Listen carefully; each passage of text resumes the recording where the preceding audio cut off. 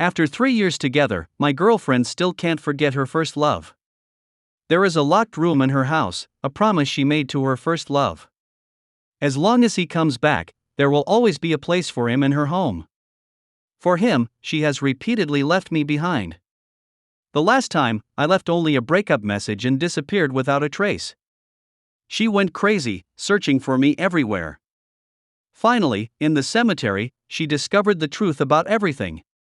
With tear-filled eyes, she pointed to the person in the black and white photo who resembled her and asked me, "Sammy, tell me. Whenever you look at me, who is it that you're thinking of in your heart?" Chapter 1. On Wendy's birthday, I brought a few of her close friends home to prepare a birthday surprise for her. When the party reached its peak, everyone urged us to kiss. "Wendy, you should cherish such a thoughtful boyfriend." Wendy looked at me, her eyes shining brightly, and slowly approached me. I lowered my head to comply, accompanied by the cheers of our friends, just as the kiss was about to happen. Suddenly, the door burst open. Standing at the doorway was a man drenched from head to toe. Wendy stood there in shock. I followed the sound and looked towards the door, and coincidentally, I saw a face that bore a striking resemblance to mine. "Wendy!" He softly called out my girlfriend's name. Intimacy, familiarity. Wendy seemed stunned, and when she finally reacted, her expression had changed. "Why are you all wet? Go to the room and change your clothes." The friends around us reacted faster than me, casually greeting him. "Kent, why did you suddenly come back? Had enough of your adventures?" The man stood frozen at the doorway, revealing a somewhat faded smile. "Long time no see." Wendy's gaze remained fixed on him, not giving me even the slightest attention. I wanted to ask him who he was.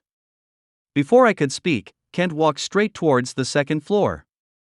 That room in Wendy's house was always locked, and she had emphasized countless times that it was absolutely off limits. Kent skillfully pulled out a key and effortlessly unlocked the door. Chapter 2. When Kent came out again, he had already changed his clothes and naturally took a seat at the empty spot at the dining table. Our friends, in their drunken state, naturally placed their hands on Kent's shoulder. "Kent, stay longer this time since Wendy's house will always have a room for you. It's great to have someone as your solid support. I say you two should just get married." Wendy lightly coughed. She leaned closer to me, trying to break the awkwardness. "Sammy, I really want to thank you for celebrating my birthday today." The fragrance of lilies filled the air, but I felt a chill run through my body. I have always known that Wendy had a deep-rooted first love, and that is Kent. When Wendy's company was just starting, Kent quit his high-paying job at a foreign company and became her unwavering support. Even now, after several years, Wendy's group of friends still maintain their intimacy with him. They laughed and chatted, reminiscing about past memories. I picked up a piece of food with my chopsticks. Put it in my mouth. But I couldn't taste anything at all. Chapter 3. The celebration, belonging to them, continued until 10 o'clock in the evening. It started pouring rain when we said our goodbyes. In the end, only the three of us remained in the house. Wendy's face was flushed from the alcohol, leaning her head on Kent's shoulder, acting all lovey-dovey. As her legitimate boyfriend, I felt like I was invisible in that moment. "I'll take you to the hotel." "I'm not leaving." Kent's voice was cold. "That room is mine. You promised. Regardless, your home will always have a room for me." I felt like an insignificant background prop, being ignored by them. Wendy fell silent and looked at me, seeking help. "Let him stay. The rain outside is getting heavy. Just for one night, please." Wendy looked at me, her gaze flickering, with a hint of guilt on her face. "Sammy, I'm sorry." I pressed my lips together and walked past them, heading upstairs. Chapter 4. I didn't sleep well that night. The heavy rain poured throughout the night, and the thunderous roar startled me awake in the middle of the night. Instinctively, I reached out to hold the person beside me. But I found nothing but emptiness. Only a cold touch greeted me. A faint light seeped in through the crack in the door. I opened it slightly to look outside. The living room was brightly lit. Kent, wearing an apron, brought out a bowl of noodles and placed it on the coffee table, wisps of steam rising from it. He seemed like the master of this house. I saw a fond smile on his lips, his voice gentle. "You're still the same. You get scared when awakened by thunder, and you need someone to accompany you to feel safe." Wendy had a smile on her face as she stood beside him. Kent embraced her from behind. I could clearly see a momentary stiffness in Wendy's body. But she didn't push him away. The warm hues of the living room lights fell upon them, revealing a hint of intimacy. They seemed like a couple that outsiders could never intrude upon. Chapter 5. I met Wendy when I was 22 years old. After graduating, I joined her company. My desk was in front of her office, and whenever her office door wasn't securely closed, I would sneak a peek at her through that tiny gap. Looking at that face, which resembled the one that appeared countless times in my dreams, about 70% similar. They really looked alike, especially the dimples at the corners of their mouths when they smiled. Later, it was discovered by my colleague, Jim. I was startled when he pressed an iced coffee against my face. He chuckled and handed me the coffee, jokingly saying, "Don't fall in love with Wendy. She already has someone in her heart." I blinked. He leaned in and gossiped with me, "Wendy has an unforgettable first love. I don't know exactly how many years they've been together, but it seems like they knew each other since their student days. When the company was just starting out, they were still together. He would occasionally come to the company to bring her meals. One time during a meeting, Wendy received a call midway and heard that he was sick. She immediately left. Even someone so workaholic would leave her work for her boyfriend. How romantic, right? I held the coffee and asked softly, "What happened later?" "They broke up. I don't know the details, but Wendy still thinks of him. She still has his photo on her desk." Jim shrugged and smiled. "I guess she hasn't let go of her first love either. To love each other but not be able to be together, it's like a novel's aesthetics." I was momentarily stunned by those words. But then Wendy's office door suddenly opened, and her secretary walked out, saying, "Sammy, Wendy is calling for you."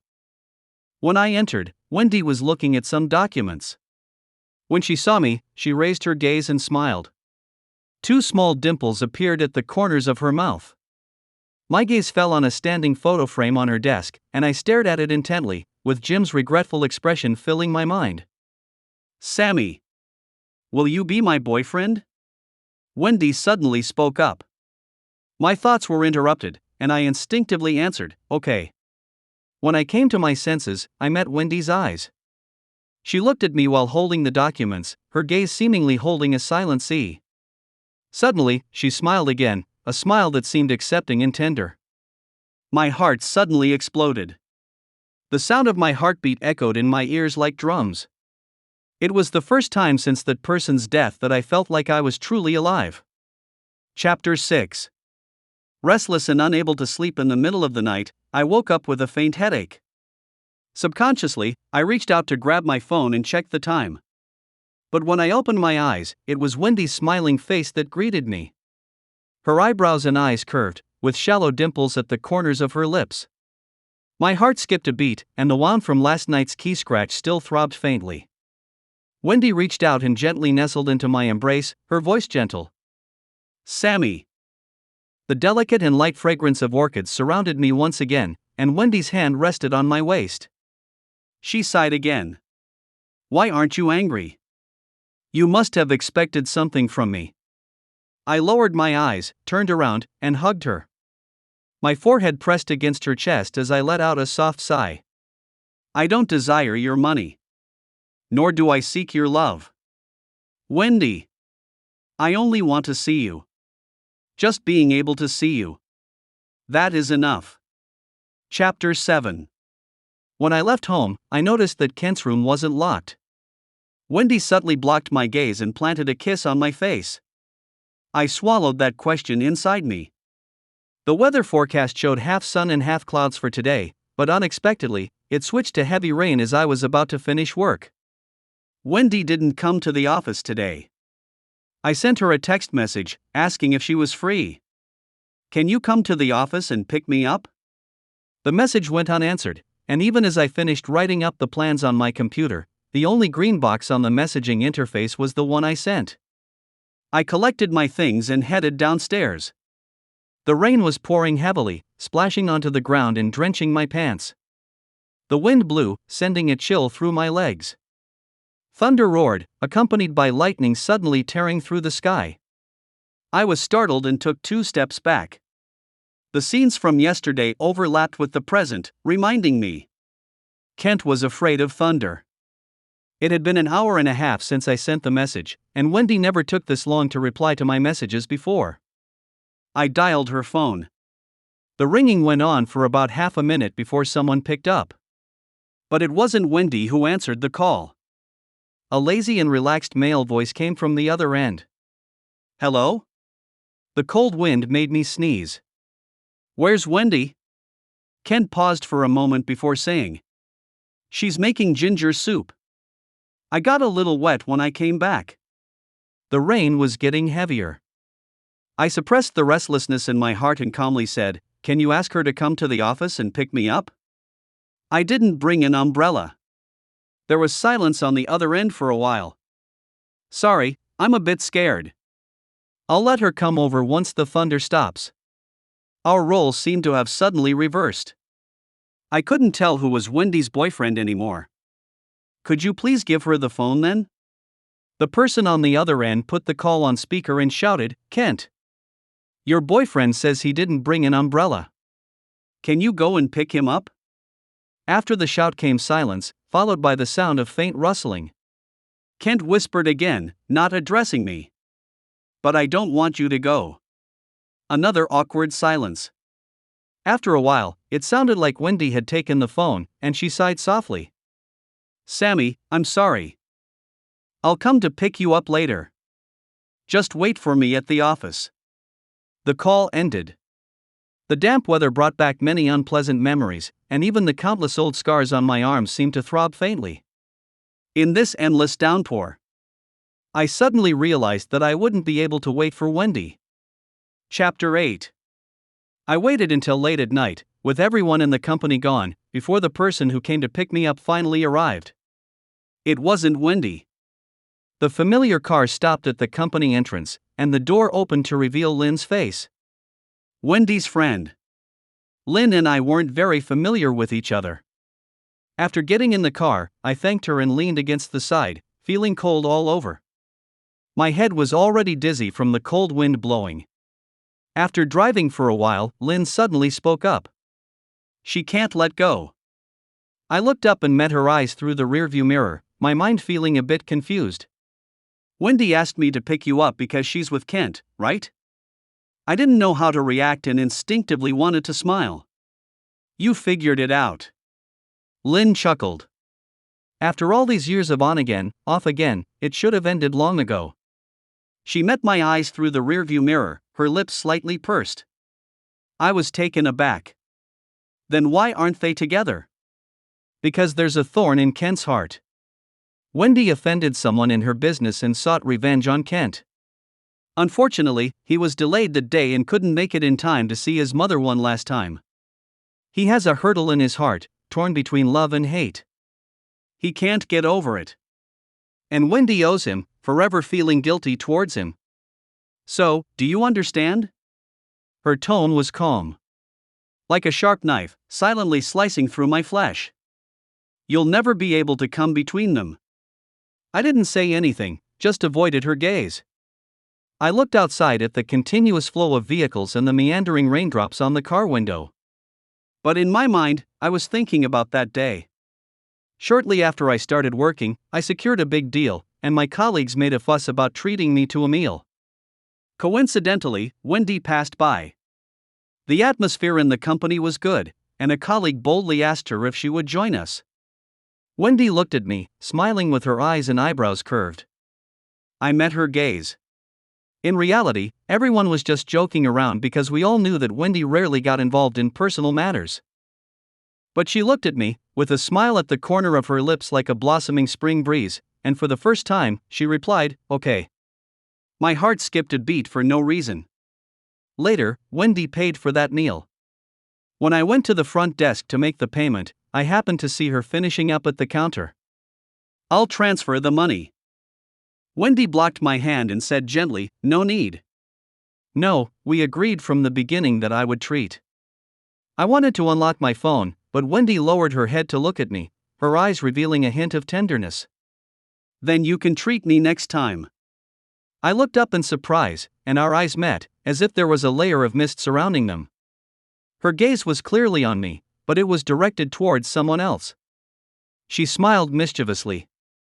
I hesitated for a moment and said, "Okay."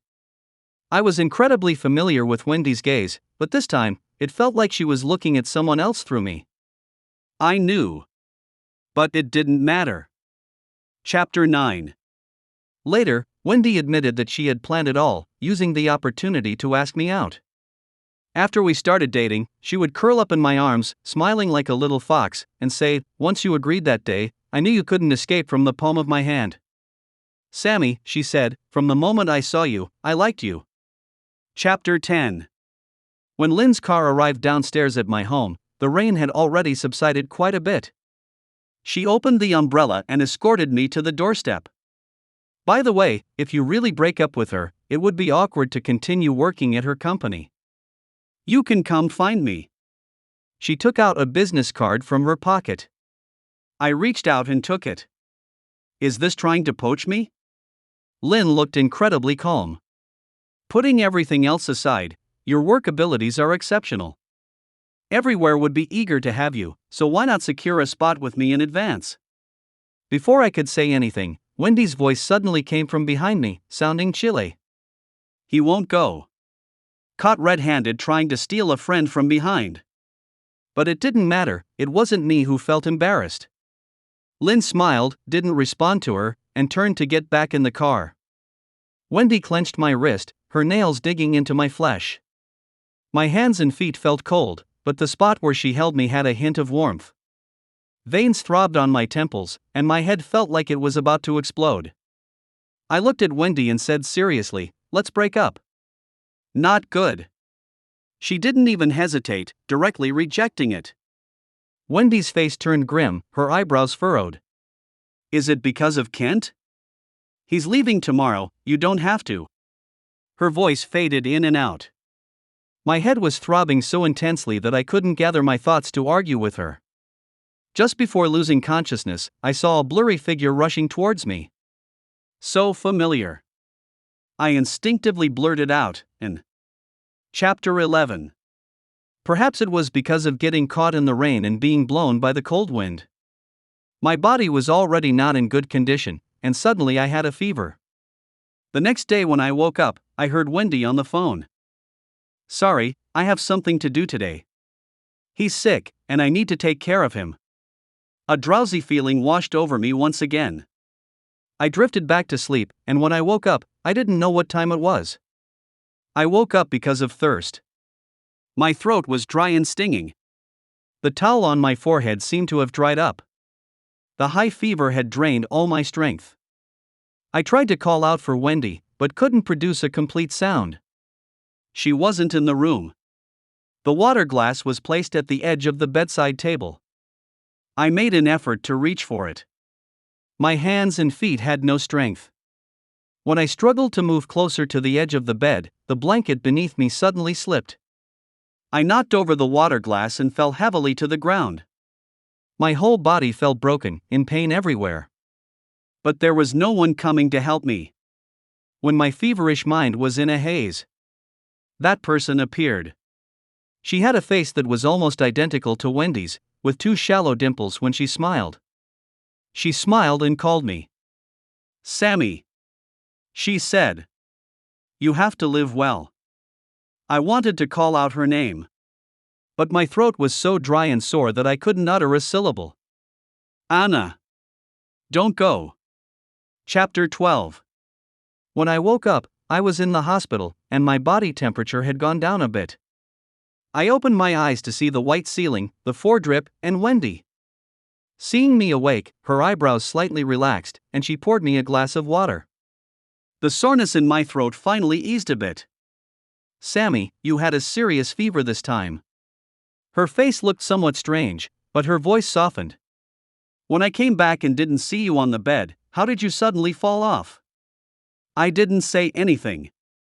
Her gaze fell on the hand where I had the needle, and she spoke softly again. Sammy. Your hand. Why are there so many scars? I lowered my eyes. The intersecting scars covered my arms like ugly worms. I avoided this topic and asked her in return. Where did you go? I clearly heard her say she would take care of me at home. She fell silent for a moment. Something suddenly came up at work. Liar. Actually, I overheard. On the first night Kent came back, he coaxed her to go to the entertainment venue with him. And today was the set date. You should call Kent. Wendy froze. I stared at her intently, and she didn't move. I brought it up again, let's break up. No. She refused without hesitation. She held onto the hand without the fore, gripping it tightly. Sammy, we're not breaking up. Then what about Kent? I remained calm. He's getting married. Wendy's voice sounded somewhat stagnant. His parents arranged a blind date for him, and they're a suitable match. The wedding date is set. He just came back to visit, and he's leaving today to get married. Wendy's face was like a sea shrouded in shadows, making it difficult for me to discern. But I could clearly glimpse a tinge of red at the corner of her eyes. I instinctively felt that I played a not-so-pleasant role in this story. Like the malicious supporting character in a true love story. I knew I should be angry. But looking at Wendy's face, all my anger vanished in an instant. I sighed. I didn't bring it up again. Chapter 13. Kent seemed to have truly disappeared from my life since that day. The locked room was once again covered in dust, as if it had never been opened. Wendy and I went back to how things were before. But being locked doesn't mean being forgotten. One day, the matching key will still open that door. I met Kent during a business trip out of town. I knew he didn't really care about me. As long as he was around, he would always be Wendy's top priority. So he didn't need to look at me directly to make me feel defeated. He suddenly appeared while I was dining at the hotel, taking a seat across from me without any courtesy. I was taken aback. What a coincidence. Kent curved his lips, not really. I found out about your schedule from Wendy and purposely came to find you. His gaze fell on my face, somewhat condescending. You do look quite similar at first glance. I knew he was referring to me and him, but I didn't respond. Kent didn't mind my silence and locked eyes with me. Do you love Wendy? I remained silent. He chuckled. I have mixed feelings. I can't let go, but I also can't bear it, so I thought about tormenting each other with her. After Wendy and I broke up, she didn't see anyone else. When I heard she was with you, I was surprised too. Later, they showed me pictures of you. Kent's eyes glimmered, a hint of joy on his face, compared to finding a substitute for her. What made me even happier was that she can never let go of me. He smiled with an arrogant expression, his gaze on my face filled with favored pride, so I decided not to let go. Sammy. I'm going to win her back. Chapter 14. I returned from my business trip 4 days later. When Wendy came to pick me up at the airport, she brought my favorite dessert. I put it aside, feeling a bit exhausted. Wendy didn't mind and looked at me with a smile. Sammy, how about we go on a romantic getaway? I've already taken time off for you, to go out and... Before she could finish her sentence, her phone suddenly rang. I clearly saw the name of the caller. Kent. Wendy instinctively looked at me, but I averted my gaze, intentionally avoiding it, and reached for my headphones. However, she grabbed my hand before I could put them on. In the next moment, she answered the call and put it on speaker. Kent's voice came from the other side. Wendy. I'm getting married. On the 8th of this month. Can you come? Wendy's gaze locked onto my eyes. I lowered my eyes, hiding the emotions in them. After a while, I heard her say, okay. Chapter 15. Kent's wedding was attended by Wendy and me together. I intended to go to the office, but her attitude unexpectedly became firm. Sammy, you are my boyfriend. A boyfriend? Or a substitute in second place? I didn't ask her. Because we were both despicable. Kent's wedding was lively, with many people and beautiful decorations. As I sat down, I overheard the people at the next table discussing the bride. You have no idea how much she likes him. She personally designed the wedding and supervised every detail. I pursed my lips and turned my head, only to meet Wendy's smiling eyes. She smiled with a hint of bitterness, as if she had heard their conversation too. Sammy, what kind of wedding do you like? I had never thought about it. Weddings and a lifetime. For me, they had always been unknown blanks. I used to think that as long as that person could be by my side, it would be enough for a lifetime. But then I stopped thinking about it. Wendy didn't wait for my answer and gently tapped my forehead. If we get married, everything will be according to your wishes, okay? We won't get married. I instinctively wanted to blurt it out. But someone on the stage beat me to it. Amidst the microphone's noise mixed with a man's emotional voice, it echoed through the venue, deafening. Wendy. I don't want to marry her. As long as you are willing, we can leave now. Everyone's gaze followed Kent's eyes, filled with shock, ridicule, anger. Countless emotions pressed heavily over us. In that instant, my heart reached its highest level of pressure. The noise around me ceased to exist. Breathing became difficult. Kent looked at Wendy, as if they were the Cowherd and Weaver girls separated by the Milky Way. He lowered his gaze and looked at her with deep affection. Wendy. I've come to realize, I don't care about the past anymore. As long as you're willing today, we can be together. I don't want to marry someone else, spend a lifetime with someone I don't love. I love you. Wendy. Let's leave together, okay? The crowd erupted in commotion, and I saw an elder, I don't know who, crying out to stop him. The voices surged like a tide, slowly engulfing us. I looked at Wendy. Her hand clenched tightly, as if she was trying to endure something. The pain spread through my wrist, but the long-forgotten suffocating feeling rendered me speechless.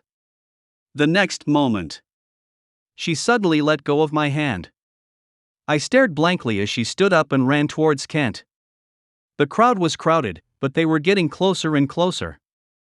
I watched as she grabbed Kent's hand and disappeared into the surging sea of people, leading hand in hand with him. I saw the smile on Kent's lips. And the discussions coming from all directions. I heard someone cursing Kent for ruining the wedding, cursing Wendy for coming as his ex-girlfriend, cursing me for not being able to control my girlfriend. The weight on my heart felt like it was about to explode. But all I could do was stare at the place where they disappeared. How envious I am. Wendy. Chapter 16. Wendy took Kent's hand and left the venue. There were people chasing after them from behind. She pressed the accelerator to the floor and sped away. The car was quiet, and Kent didn't speak. The smile on his face never faded. Wendy didn't know where to go. Her mind was a tangled mess, unable to make sense of it all, unable to cut the ties. It wasn't until they parked that she realized she had brought Kent back to her home. Kent opened the locked room, changed his clothes, and when he came out, he saw her sitting on the couch smoking. Wendy had quit smoking a long time ago. Ever since he left, she had stopped. The wisps of smoke blurred half of her face, and although Kent was choked by the smoke, he felt a hint of unease in his heart. He walked over to embrace Wendy, wanting to kiss her. But she avoided him. His lips barely brushed against her face. Kent froze, but she didn't say anything. She took her phone to make a call. Kent's sharp eyes caught a note on her phone, Sammy. Without thinking, he grabbed her hand and didn't let her make the call. What are you doing, Kent? Wendy frowned, a restlessness on her face that he had never seen before. Calling my boyfriend. Kent was stunned, the previous joy disappearing completely. Wendy. He looks like me. She raised her gaze, meeting Kent's eyes, not denying it. Weren't you with him because he reminded you of me? You took me away. He's just a substitute. I've come back. I'll be by your side from now on. Wendy. I forgive you. Let's go back to how things used to be, okay? Wendy looked at him, her face expressionless, the white smoke blurring half of her profile. But Kent could still see the coldness on the other half of her face. She said, "No. Kent. I owe you. You don't want to get married, and I'll be there for you. But you shouldn't have made a scene in front of everyone, making it impossible for your family, your fiancé, and my boyfriend to save face. Because I owe you, I chose to take care of your emotions first. But, Kent." Her eyes had a clear contrast of black and white. "I don't love you anymore." Chapter 17. Kent's emotions suddenly collapsed, like sand blown away by the wind. "But you owe me. Wendy. You owe me, and you'll never repay it in this lifetime." Wendy didn't say anything and continued making phone calls. But on the other end, there was only a mechanical female voice repeating, "Sorry, the number you have dialed." She felt restless, and in the gap between calls, she wanted to leave a voicemail for Sammy. But there was an unread message on WeChat. It was sent by Sammy a few minutes ago. "We're breaking up." Emotions crossed the threshold, and Wendy got up and walked towards the door, wanting to go back to the venue to find Sammy. But Kent suddenly laughed. "Do you really think he loves you, Wendy? He doesn't love you at all. A person who truly loves you wouldn't be so generous as to let their ex-boyfriend come and stay in the same place." Wendy didn't turn back and headed towards the door. Kent laughed behind her, laughing and then crying. "You're using him as a substitute." "How do you know? Are you someone else's substitute?" Wendy abruptly turned around, striding over to grab Kent's shoulders. "What do you know?" Kent looked at her, tears streaming down his face as he laughed. "I won't tell you. Wendy. I want you to suffer." Chapter 18. Sammy's phone continued to go unanswered. The HR department said he had taken a long leave of absence. Wendy asked everyone she knew, but no one knew where he had gone. For the first time, Wendy felt restless. Like solving a complicated math problem, where all the steps seemed to be filled in correctly. But she couldn't arrive at the final solution. On the 10th day of Sammy's leave, it was another rainy day. Wendy happened to run into Jim downstairs. Jim looked surprised when he saw her and asked, "Wendy, did you and Sammy break up?" Wendy wanted to say no, but when she opened her mouth, she couldn't find any words. Jim turned his head, looking at the pouring rain outside, and after a while, he spoke. "You're much luckier than him." Chapter 19. There is a conflicting presence within Sammy. The first time Wendy saw him, she momentarily mistook him for the old Kent. She admitted that it was because of this resemblance that she was moved, but as time went on, she realized that Sammy was very different from Kent. Sammy was gentle in his interactions with others, always smiling. But occasionally, when she caught Sammy alone, he seemed like a soulless puppet, expressionless. And in that moment when she called out to him, he seemed to be wound up and came alive. In reality, even their intimate gestures were rare after they started dating. Sammy was unnatural when being close to her, overly slow and reserved. The most boundary-crossing action between them was a kiss she planted on his face. She took his shyness as an excuse. But he would always stand at a distance, watching her daydream. Wendy had accidentally encountered that gaze before. It was like falling into a vast expanse of snow. There were too many things within it, too much clutter. The only thing she could catch a glimpse of was the overwhelming love that rained down. She thought he loved her. Little did she know. They were both deceivers. She knew nothing about his past. For example, his inherent emotional indifference, his unspoken family issues, and his scattered scars. These blatant doubts. She knew nothing at all. Chapter 20. A few days before Sammy's vacation was about to end, Wendy went to the cemetery that Jim had mentioned. The staff at the entrance noticed a momentary blank expression on her face and blurted out a name. Anna. Wendy frowned. The middle-aged man scratched his head, somewhat apologetic. I'm sorry, you must be here to visit her. Is she the twin sister? Wendy asked, without answering his question. The staff member smiled and replied, I've been working here for 3 years. There's a young man who comes here every week, rain or shine. He never misses a visit. Curiosity got the better of her, and she wanted to know who he buried there. A young girl in her 20s. With a slight dimple when she smiled. He remembered her. Wendy's expression turned somber. She found out where Anna was buried and walked towards that spot. The wind howled through the cemetery. There was someone standing in front of Anna's grave. Sammy, slender and looking somewhat lost. Amongst the numerous graves, he seemed like a different kind of monument. She spoke. Sammy. Chapter 21.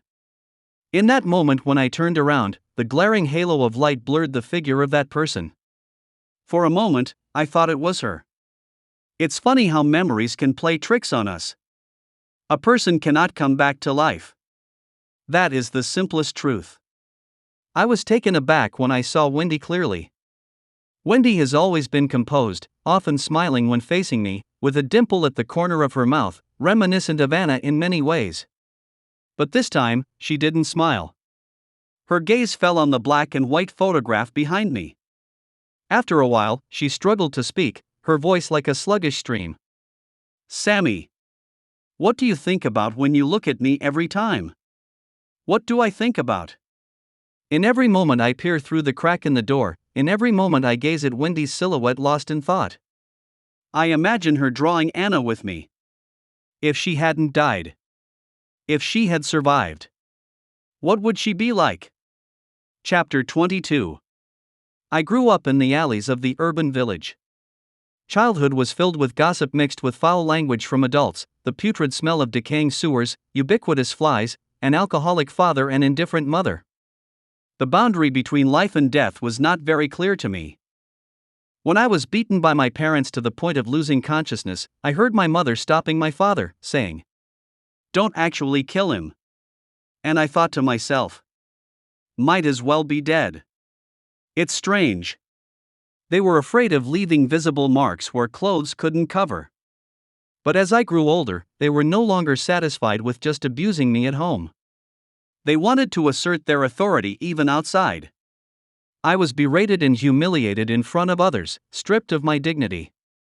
I felt like I was born to repay their debts. But it didn't matter. Because I got used to it. At the age of 15, I stood on the 5th floor of the teaching building, looking down as the wind roared. For a moment, the thought of why not just jump crossed my mind. And then Anna appeared. Someone abruptly grabbed my wrist and pulled me back. In the end, the two of us ended up rolling together on the rough ground, leaving 2 cuts on the back of Anna's hand. But I, held in her embrace, remained unharmed. When she let go, she let out a sigh and admonished me, "Don't give up." But she fell silent the moment our eyes met, an untimely blush creeping up her face. "Sammy. How is it you? Do you know me? Who doesn't know the top student in our grade?" She said, her voice gradually softening, "Why are you standing here?" I ignored her, got up from the ground, and walked away. She called after me, but I didn't turn back. I didn't know how to interact with people, I was accustomed to being alone. But Anna was like an NPC in an RPG game that couldn't be shaken off if you didn't complete the mission. Since that day, she started deliberately seeking me out. I wasn't used to socializing with people. Nor did I dislike it. It's just that the experiences of the past decade made me instinctively choose to escape. But Anna kept appearing on my quest log and gradually became a daily mission. Chapter 23. When my father came back from outside, he coincidentally bumped into me on the way home from school. The man approached me with the stench of alcohol emanating from his entire body, raising his hand high and landing a heavy blow on my face in the next second. The people at the alley's entrance were used to it, stealing a glance before whispering among themselves, then moving on to the next gossip topic. I lowered my eyes, and he cursed at me, saying, "You just annoy me whenever I see you."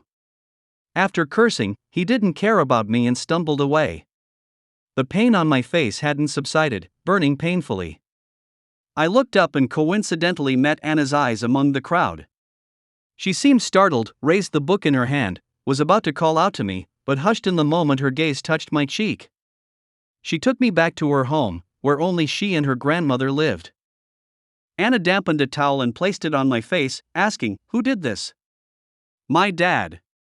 She fell silent for a moment, speaking with some difficulty. "Does he treat you like this often?" I didn't say anything. Her gaze fell on the long sleeves I was wearing. I pulled up the zipper a bit and said, "Don't ask." The air grew heavy for a moment. I could even hear Anna's heartbeat, chaotic and disordered. After a while, she suddenly grabbed my hand. She said, "Sammy, let's run away together. After we finish the college entrance exams, we'll choose a university far away from home. To escape from this terrible place." In the cramped little courtyard, you could still smell the mold that wafted in from outside, mixed with the nauseating scent of tobacco and alcohol. The sunset fell on Anna's shoulders. Her smile seemed forced. The shallow dimples at the corners of her lips. I covered my face with the towel and replied, "Okay." Chapter 24. Anna accompanied me to and from school, pretending that I needed tutoring from her to lure me to her house. Her grandmother would prepare food for me. Anna was intelligent, but her mind wasn't focused on studying. I encouraged her, and eventually her grades started improving. Then came the college entrance exams. On the day the results were released, Anna pulled me outside in excitement, running around the streets and alleys. "Sammy! Second place in the whole province. Now you can go wherever you want." We bought a small cake together, and the candles on the cake reflected in her eyes, like burning flames. It made my heart burn. "Where do you want to go?" "I haven't decided." "Well, take your time to think. When you figure it out, let me know, and we'll go together." Anna was like a fire. When I got close to her, I felt warmth, and sometimes I even had the illusion that I was also ignited. But before that fire could fully ignite, it was extinguished. A media outlet from the province wanted to interview me, but I declined. Perhaps it was because of that day when my drunken father publicly berated me, and she witnessed it. She didn't reach out to me anymore, instead going around the neighborhood.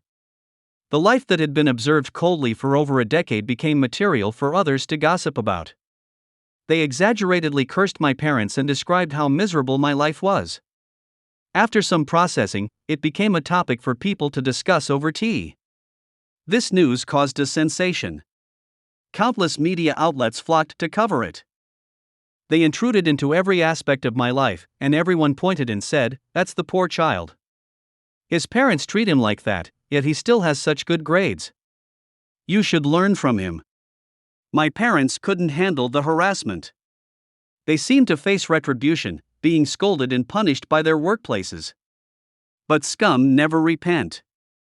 So, in the end, everything intensified and fell on me even harder. When they kicked me out, it was on a rainy day. My father shouted angrily, "Ingrate! Get out! Don't ever come back!" The neighbors whispered, everyone gathered to watch the spectacle, but no one offered any help.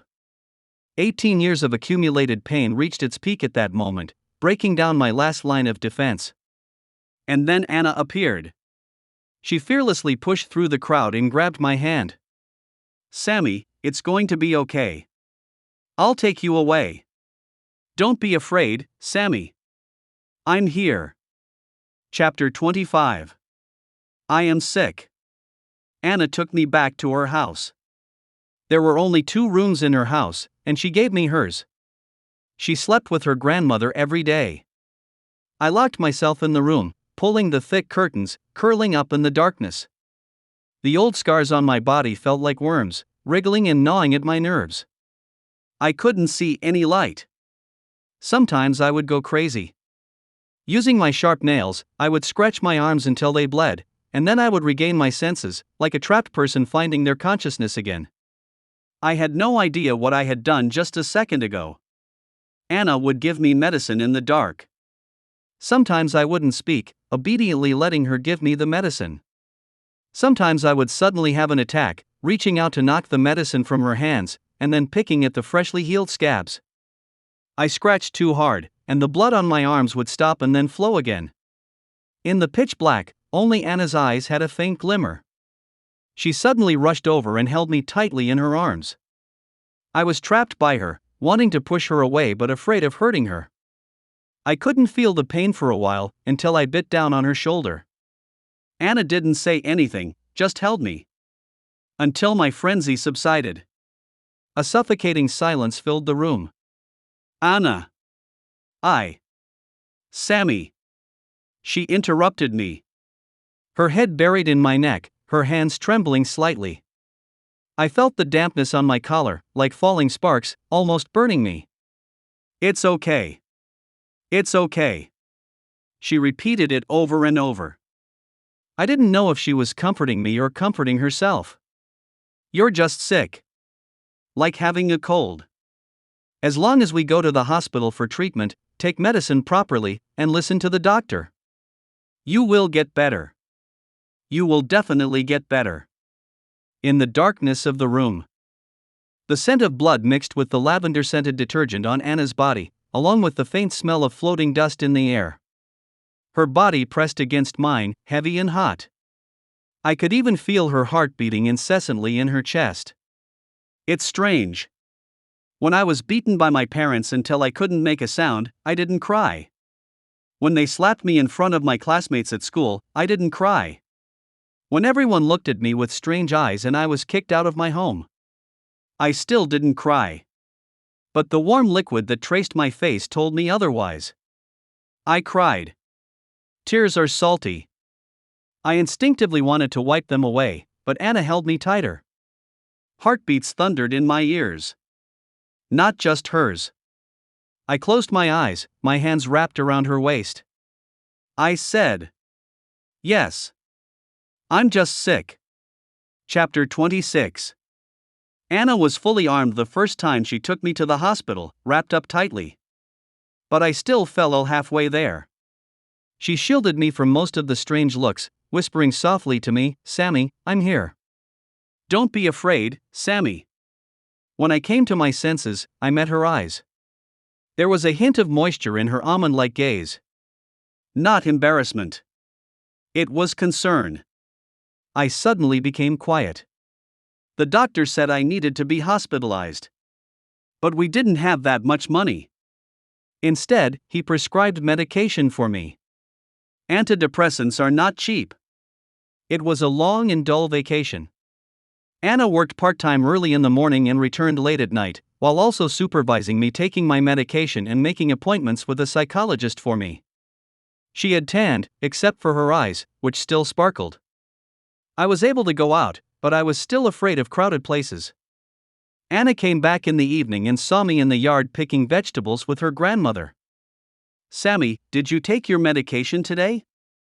When she smiled, it was like she was emitting light. I washed my hands. I did. By the way, a tutor came to see me, wanting me to give extra classes to students. She paused for a moment. You. I agreed. The compensation for the second tutoring session in the province was not low. I'm just sick. Anna. I will heal eventually. She seemed like a slow-moving clock, taking a while before she smiled, the dimples at the corners of her lips showing, yes. Sammy. It will get better. Chapter 27. When summer vacation was coming to an end, my condition was already under control. Anna didn't go out to work much either. She saved up some money and was thinking about how to use it for business. Anna had high grades, but she insisted on going to the same place as me for college. After entering university, we would meet every weekend and spend 4 yuan to take a 2-hour bus ride. When we were together, time seemed to pass by quickly. And then, I no longer needed to take medication. Anna came to visit me. My roommate occasionally teased her about me. When she was waiting for me at the school gate, he playfully asked her, "Classmate, what relation are you to our Sammy?" Anna was taken aback by the question, a faint blush appearing on her ears. I stood by and watched her, inexplicably wanting to smile. She opened her mouth and answered with some effort, "Younger sister. I am his younger sister." My roommate seemed a little disappointed, and I stared at her in a daze, feeling like my heart had skipped a beat just now. I was born gifted, with a better memory than others, always able to easily solve problems that peers couldn't figure out. But there were many things I didn't understand. No one told me why I initially avoided contact with Anna, but felt happy when she greeted me with a smile time and time again. Why would tears fall even when I didn't feel sad? Why? I couldn't figure it out. Anna noticed something was wrong after taking a couple of steps and asked me, "What's the matter?" I stopped and looked at her, asking directly, "Why did you lie?" She paused for a moment, then burst into laughter, her smile carrying a hint of innocent cunning. "Aren't we family? I'm 1 month younger than you, so technically you are my older brother." My head was spinning from being hit with this term. I slowly chewed on the meaning of this word. Family? Isn't that obvious? Anna's face turned slightly red, her voice resolute. "We live together, Grandma likes you, and I like you too. Don't you like me, us?" "I do." I looked into her eyes and answered earnestly. "I like Grandma, and I also like Anna. I like Grandma making pumpkin pancakes for me, calling me a good child, saying I'm too skinny and urging me to eat more. I like it when Anna calls me Sammy with bright eyes. I like it when she tells me that she has always been there. I like it when she says, 'We are family.' Not just parents who scold me and hit me, but someone who smiles at me gently, even though we are not related by blood. We are family. Anna, you are a very important family member to me." Anna was stunned for a moment, a fleeting disappointment crossing her face, but it quickly disappeared. She gently touched my shoulder with her hand. "And you are too, Sammy." At that time, I believed it wholeheartedly. So much so that in the following years, I would think back countless times, wishing that I could have understood earlier, wishing that I could have deciphered the hint of red in Anna's ears, wishing that I could have told her then. My feelings for her are more than just family. Perhaps between us, there could have been a little less regret. Chapter 28. What happened afterwards? Jim opened another bottle of wine and hesitated before asking me. Afterwards. I stood up, accidentally knocking over the bottle on the floor and stepping on the scattered bottle caps. While my memory is good and I remember everything clearly, that particular period on the timeline feels like a deliberately erased mark on a ruler. I didn't look at him, my gaze fixed on the barely lit sky outside the window. It took me a while to answer his question indirectly.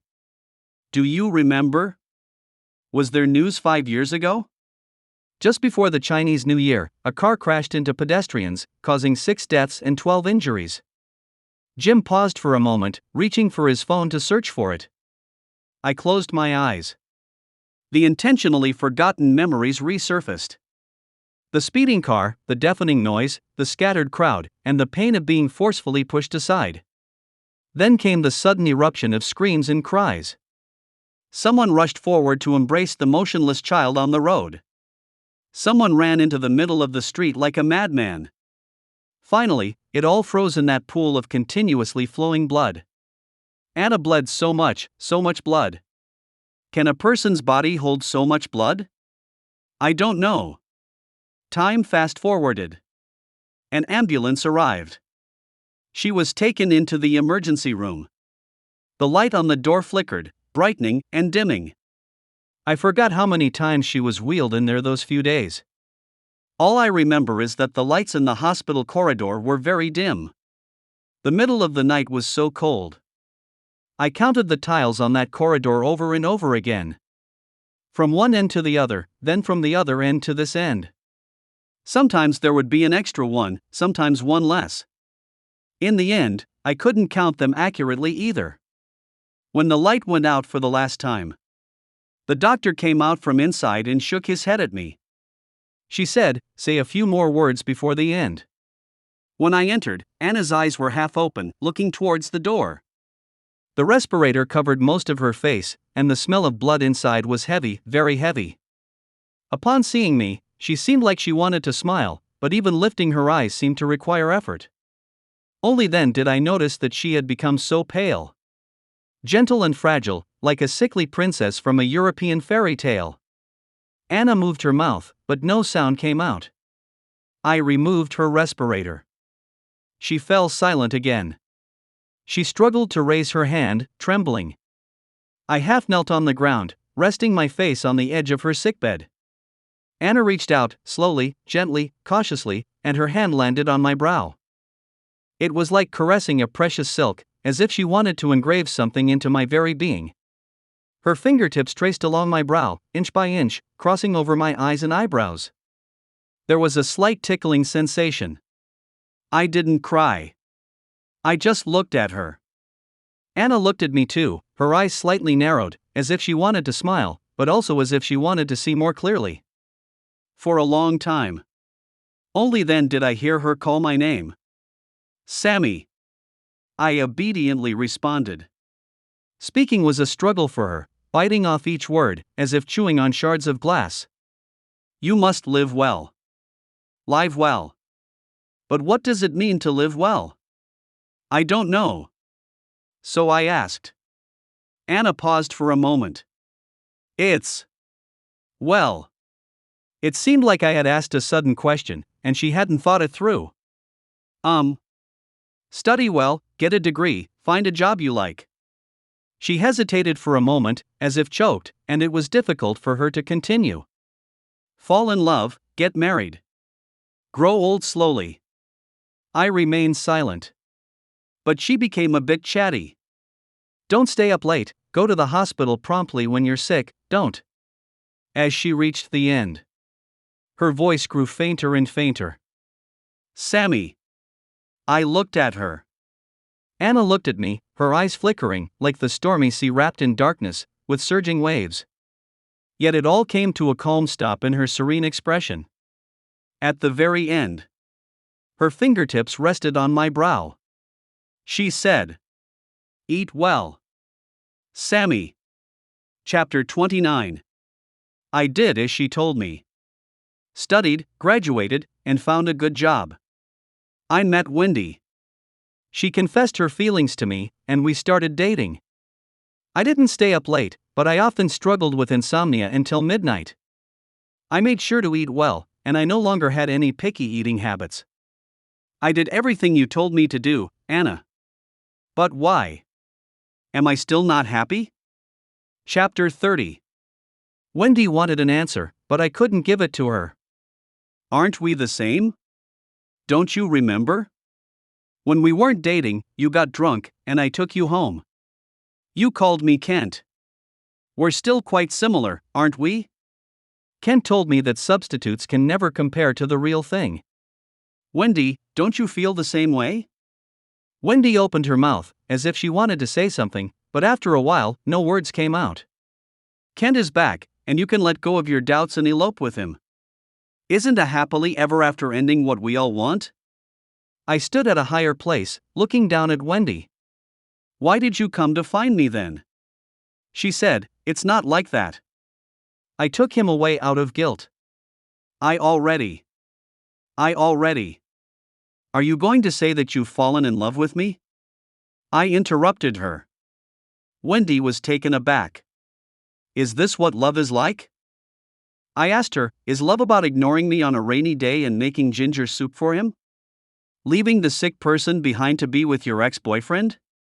Abandoning your current boyfriend at the wedding, leaving him to bear the gossip and judgment of the other guests? Wendy. Tell me. Is this love? Chapter 31. She couldn't answer. Chapter 32. On Tuesday, when I went to the company, Jim asked me where I had been and why I took such a long leave. My grandmother caught a cold, so I stayed with her for a few days. Jim patted my shoulder. You've accumulated a lot of work during your leave, let me know if you need any help. I smiled and waved the documents in my hand at him. No need. I'm quitting. Coincidentally, Lynn had recently offered me an olive branch, and I followed along. The benefits she offered were great. My grandmother was getting older, and there were more expenses to take care of. I resigned in the morning. Wendy came to see me in the afternoon. Jim happened to see her when he was dropping me off at my new rented house.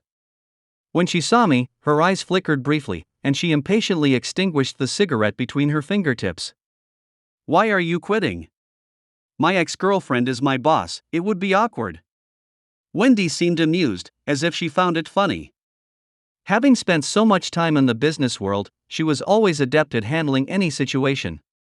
Even if there were moments of panic, she could quickly readjust and become the composed and confident Wendy. Would it really be awkward? Sammy. She looked into my eyes, unflinching, as composed as ever. Of course, it wouldn't be. Because I didn't care. I just didn't want to see her face, which resembled Anna's so much. I lowered my gaze, ignoring her. I took the key and wanted to open my own door. But suddenly, Wendy hugged me from behind, the scent of lilies mixed with the smell of smoke, enveloping me with an undeniable presence. Wendy buried her face in my back. Her voice was gentle. Sammy. She's just a thing of the past. Even if we look alike, the one standing in front of you right now is only me. I admit that I initially confessed to you because you resembled Kent. But later on, I gradually realized that you and him are different, and it's you that I truly love. She whispered, trying to entice me, coaxing me gently. If you're unhappy because of him, I won't have any further contact with him. I can do it as long as you say so. Don't be mad at me. Please? Wendy's breath was slightly erratic. It fell on my ear, making it burn. I didn't say anything, struggling out of her embrace. Wendy refused to let go, and our eyes met. Wendy didn't know. The Sammy before the age of 18 had no heart. Then Anna appeared. Love took root.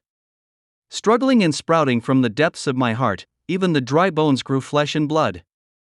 Then she left. And the emptiness returned to my heart. My gaze fell on the corner of Wendy's lips, and I spoke calmly. Wendy. You truly can't compare to her even a bit. Chapter 33. Wendy wasn't angry, but her face suddenly turned pale. I ignored her and entered the house without a word. The next day, there was no one at the door, but there was a pile of cigarette ashes on the ground. I started working at Lynn's company, living a mundane life every day. Wendy often came to Lynn's company, and I noticed her gaze falling on me, but I pretended not to know. One day, after I finished reporting my work, Lynn suddenly called me. She pushed a beautifully wrapped gift box towards me on the table. I furrowed my brow. From Wendy.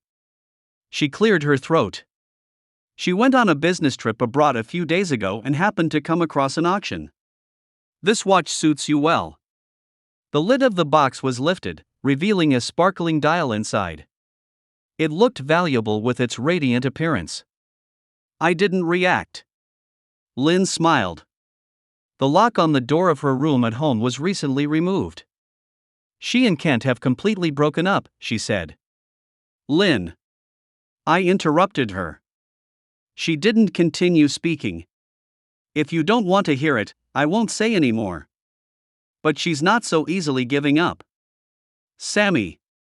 She seems serious about it. Chapter 34. When I came out, I happened to run into Wendy. Her gaze shifted from my hands to my neck. After finding nothing, her gaze dimmed. In that fleeting moment of eye contact, she was about to speak. Sammy. But I quickly turned my face away and walked away briskly. Within one day, I encountered two people I didn't want to see. I met Kent at the door after work. His complexion looked somewhat haggard. Completely different from the extravagant appearance when I first met him. Sammy. He called out to me. I stood in front of him and asked, "What's the matter?" His gaze fell on my wrist, as if in a delirium. Didn't she give it to you? She said the watch was beautiful and wanted to buy it to apologize to you. We had many arguments. She said she loves you, she just wants to marry you. She cleaned up that room, said she wants a clean break with me. I told her you don't love her. Do you know what she said? Kent's expression suddenly became agitated, and he stepped forward, grabbing my shoulder. She said she doesn't care. Sammy. Do you know? She said as long as she loves you, it's enough. I looked at Kent's fierce expression, but there was no turbulence in my heart. He held on tightly, his nails almost digging into my flesh. I pried open his fingers one by one. You're wrong. She doesn't love me. She loves what she can't have. It used to be you. Now it's me. Chapter 35. Lynn is a good boss, and since that day, Wendy has appeared less frequently. However, her actions never diminished. She seemed to suddenly realize her feelings for me and started pursuing me, using various gifts to win my favor. I returned all of them to Lynn. Lynn said she tried to talk sense into her. But Wendy wouldn't give up. Things that are out of reach can easily become an obsession, especially for someone like Wendy. If she remains trapped for too long, she might go crazy. That proved to be true. Lynn called me in the middle of the night. I often suffer from insomnia and can't sleep. I was awake when she called, and as soon as I answered, it was her voice. Sammy, I'm at the bar with Wendy now. She has had too much to drink and gone mad. We can't stop her. Can you come over? Why don't you call Kent? I did, but it didn't work. I remained silent for a moment and asked her. Is this a request from our boss? Lynn hesitated for a moment and let out a sigh. I'm sorry. This is the last time. From now on, I will make sure to stop her and prevent her from coming to you again. I said, okay. Chapter 36. When I arrived at the bar, it was already 3 a.m. The private room was filled with a strong smell of alcohol. There were empty bottles scattered around, and spilled high-proof liquor on the floor. Lynn was trying to stop Wendy from drinking, and another friend was also persuading her. The moment I opened the door to the private room, Wendy immediately got up from the couch and stumbled towards me. She reeked of alcohol, and she fell into my arms. Wendy's head hung heavily on my shoulder, and this time she didn't mistake me for someone else. Sammy. Her voice was hoarse. She called my name again and again, as if trying to confirm the dream and reality. I responded. She immediately became happy, hugging my waist and rubbing her face against mine. After a while, she finally spoke. What kind of person is she? I knew she was asking about Anna. But I didn't want to say. Wendy didn't wait for my answer. She let go of me and looked at me. Her eyes were slightly red. As someone who had been through the ups and downs of the business world for so many years, it was the first time I saw such a shattered expression on her face. It's not about not being able to have her. I didn't hear it clearly. Wendy looked up at me. She asked again, what kind of person is Anna? I remained silent as usual. She suddenly grabbed my hand. I'm very much like her, right? I know you like this face of mine. It's okay. It's okay. She had drunk too much, and her words were a bit jumbled. I wasn't sure if she was talking to me or to herself. It's enough to like this face. What kind of person is she? Tell me, Sammy. It's okay even if I'm just a substitute. Just stay by my side. She looked into my eyes, repeating earnestly and stubbornly. Her gaze was like shattered glass. Please. Sammy. It's okay to be a substitute. Let me be by your side. I remained silent, pushing her away. Wendy's complexion, already slightly sickly pale, lost the last trace of color. She still wanted to hold my hand, but I stepped back. I was wrong, Wendy. You are nothing like her. Lynn asked me to meet you, and I came. She said this would be the last time. Wendy. If you don't want me to feel disgusted and fed up as soon as I see you, then let's not do this anymore. Okay? Wendy's face turned even paler, and her body trembled. I had a feeling that her complexion didn't look good.